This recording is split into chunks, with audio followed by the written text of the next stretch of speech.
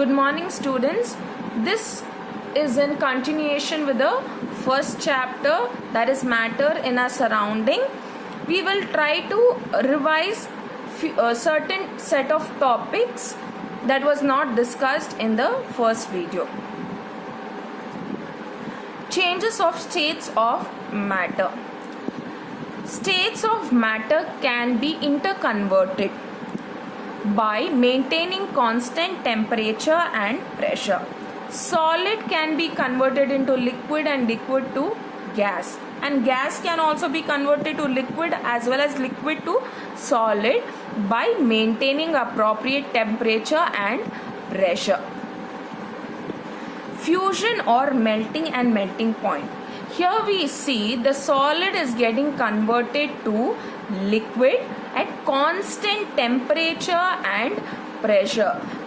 Remember to mention constant temperature and pressure, because if you don't mention, then your answer is wrong.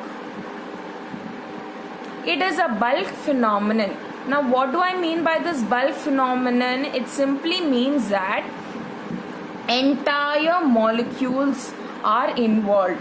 Surface molecule as well as interior molecules are involved in this process. Boiling and boiling point. Again, it's a bulk phenomenon.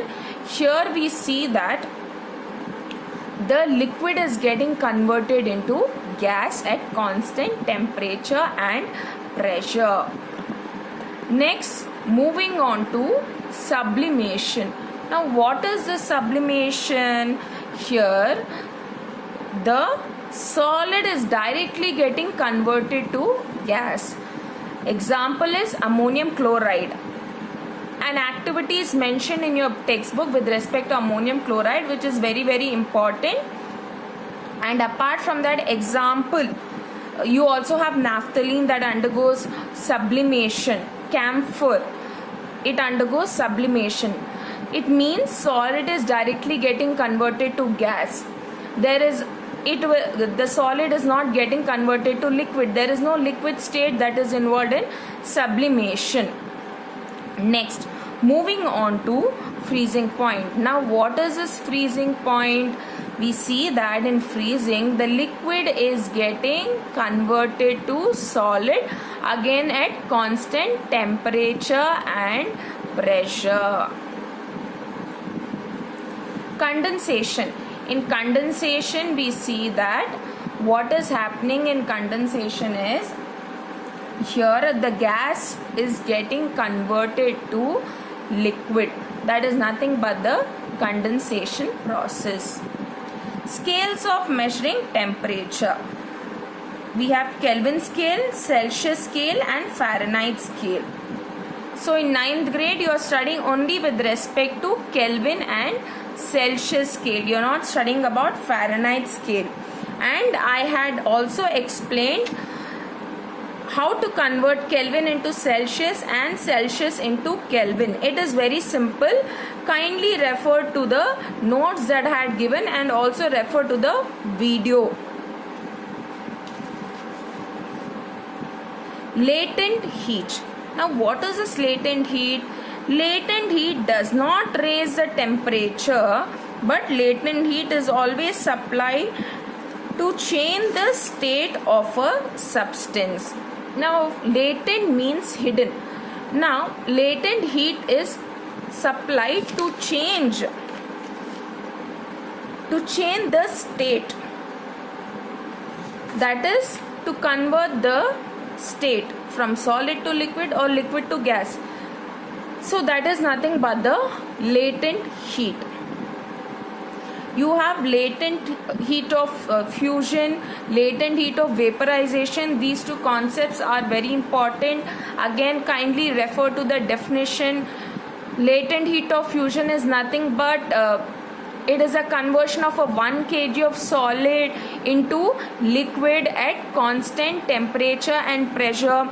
Here what happens is, there is as you are heating the solid, there is no temperature change that is reflected in the thermometer. Only when the entire ice or the solid gets converted into liquid, only then there is a change in the temperature. That's why it's called latent. Though the heat is being supplied, we don't see there is a rise in the temperature change. Only when entire ice or entire solid is getting converted to liquid, there is change in temperature. Now, whatever heat we supply, where is it being utilized? It is used to break the bond between the solid. Okay, that heat is being used to break the bond between the solid, and then finally it is getting converted to liquid.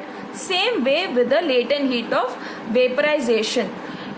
The conversion of 1 kg of liquid to gas at constant temperature and pressure is nothing but the latent heat of vaporization. Again, we see that there is no temperature change unless and until the entire liquid gets converted into the gaseous state. Hopefully you have understood what is latent heat. Effect of change of pressure. Now what happens when you constantly increase the pressure? When you increase the pressure, you are trying to bring the molecules closer. So when the gas molecules are brought close to each other, okay, then it gets converted to liquid. Okay, when you try to get further liquid molecules close to each other, it gets converted to solid. So you are changing the pressure, or you are increasing the pressure, by means of which there is change of physical state. Hopefully these points are clear to you.